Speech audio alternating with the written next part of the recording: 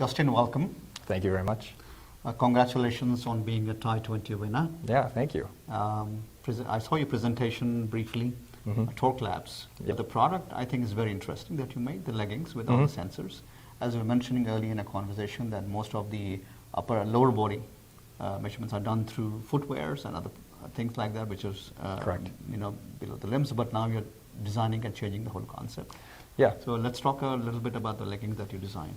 Yeah, sure. So we actually won a fashion award for the leggings themselves. So it's custom-built leggings in order to fit our sensors. Our main thing was we wanted to make a person independent of the current environment where they are tracked. Most lower body tracking is done on things like treadmills, and it's done in a clinical setting or in like someone's gym or studio. And we wanted to be able to take people outdoors. So that's the concept of the leggings and the sensors being able to fit in the leggings. We found a hole in the market right now where most people, as you mentioned, are either putting it in the shoe or they're doing something upper body on the wrist, on the chest for heart rate and this kind of stuff. And we wanted to specifically target the knees and the hips because it's a current gap in the market.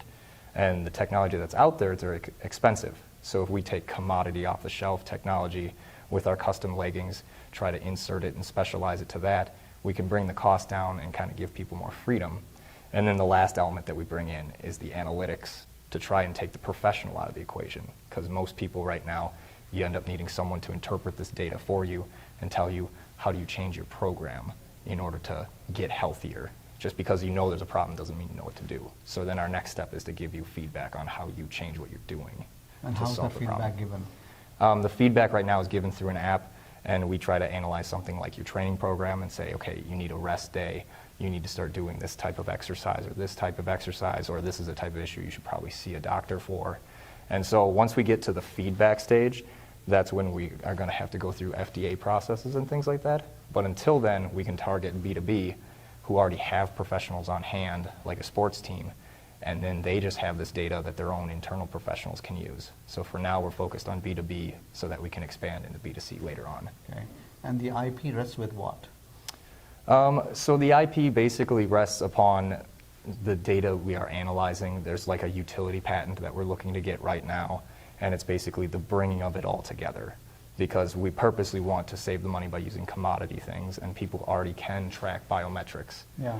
It's just the combination of everything at the same time gives us just this utility patent. Okay. Are you getting traction in the market?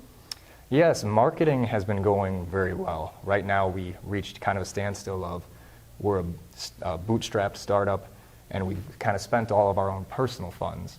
So the next step is, okay, can we get some investment to finally go to market and really expand as quickly as possible?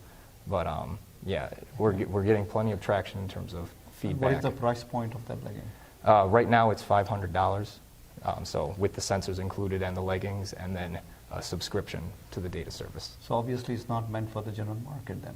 Yes, not currently. Currently we're targeting B2B. We're hoping after a little bit the price point can come down significantly because we'll get that effect of the mass market. Okay. One last question is, obviously it's a very tough market to be in. For a startup that are agile like you, how do you find the challenge of meeting the right price point? That is where you have to get at. Right. So currently, the price point isn't a big problem for bigger companies. We've been in discussions with places like the Chicago Cubs and the Irish Rugby League and Chelsea Football. They don't have a money problem. Sure. They just want to know more data about their players. Coming down from that, a market we're looking at is like triathletes. Okay. And triathletes as a market, when you research them, are normally professionals. They're lawyers, they're highly educated, they have a significant income. And so we've already made a deal with Ironman in order to start moving that direction as well. Then we need to find a way to come down if we want to hit like your average runner or cyclist and things like that. But I think that market is pretty big enough for you. Yeah. But we can kind of get enough of a niche where we know we can start making improvements and come down on the product, Well, it's a great product and a great opportunity idea that you have ahead of you. Yeah. Thank you for coming and sharing your thoughts. Again, congratulations. Yeah, thank you very much.